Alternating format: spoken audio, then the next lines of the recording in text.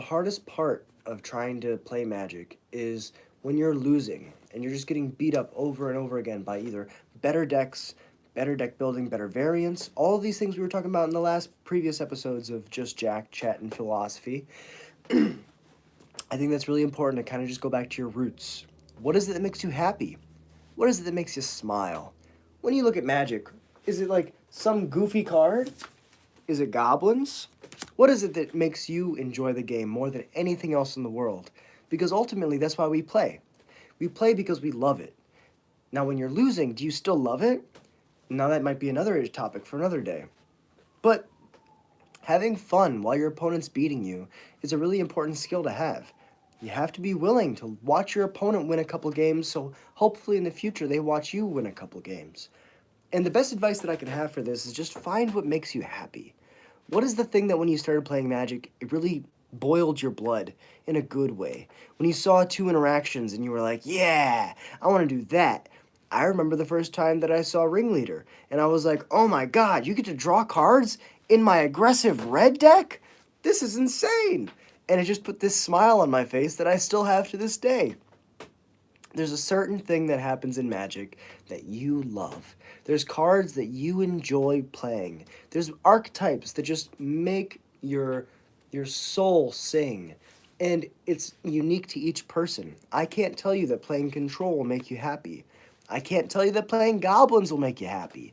But maybe, one day, you're going to find what makes you happy in Magic. And when you do, no matter what happens, don't forget what that is. It's really important because a lot of people, when they start winning, they start getting infected by this desire to just keep winning more and more and more. And then when they see their opponent beat them, they get frustrated, and sometimes they even take it out on their opponent. They start being a bad sport. The best advice that I can give is just remember that this is a game, something that is meant to give you joy. Find what gives you joy. Embrace it. Hold on to it. There's very few things in life that make us feel a good way. There's very few things in life that make us feel like we're experiencing something profound and real. Magic has that gift. If only you're willing to remember what it is in the past that made you feel like that. The first time you discover your favorite interaction. The first time that you look at a card and you're like, wow, that's so busted. And it just makes your brain explode with all these beautiful ideas. I think that a lot of people, once they start playing competitively, they never go back. They never look back at what got them into the game. The archetypes, the play patterns, the cards that make you smile, that make you happy inside. That's the best thing that I can say. When you're losing, try to remember what made you happy. Hey, what's up? Appreciate you dropping in. Try to figure out what is it that really impacted you as a person. Because ultimately, this game is able to reflect what it is that we desire, the things that we love, the things we appreciate in life. And I think that it's really important not to forget that. As competitive as you can get, as far away from that beginning newbie starting ground as you possibly can get, still remember what it is that made you happy, what it is that meant something to you. Because there's so many cards, there's so many decks, and there's so many ways to play. It's really important for you to say at the end of the day, hey, I went 0-4 at my LGS, but I enjoyed all those matches. I enjoyed losing all those times. Why? Not because I enjoy losing. We're not, crazy people here. But because I did something that I loved. And it just didn't happen to go my way.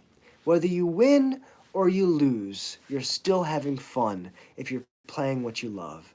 This is the best way that I can explain it. If you're playing a deck that you want to play just to win, and Magic's a 50-50 game, and you only win half the time, you're only going to be having fun half the time. And if you're winning, and you're having a great time, but you don't like the deck, you may still only enjoy it half the time. But if you play every game with a deck that you love, and something that makes you happy inside, then at the end of the tournament, even if you go 2-2, you're still going to be the happiest guy in the room because you know that what you were doing was silly and stupid and so much fun, and it put a smile on your face and it put a smile on your opponent's face because they got to see how much it meant to you, because they got to see how much It made you happy to play these crazy cards. And guess what? Your opponent might have beaten you, but you were the real winner because you invested your time into playing what you loved. And the losing is less harsh. It doesn't hurt as much. Yeah, it still stings a little bit when you go 0-4, but guess what? That's just a challenge. Brew your craziness. Come back next week with a sideboard that's built to destroy all the best decks, and you will have a better time than the person who goes 4-0 every single time. Why?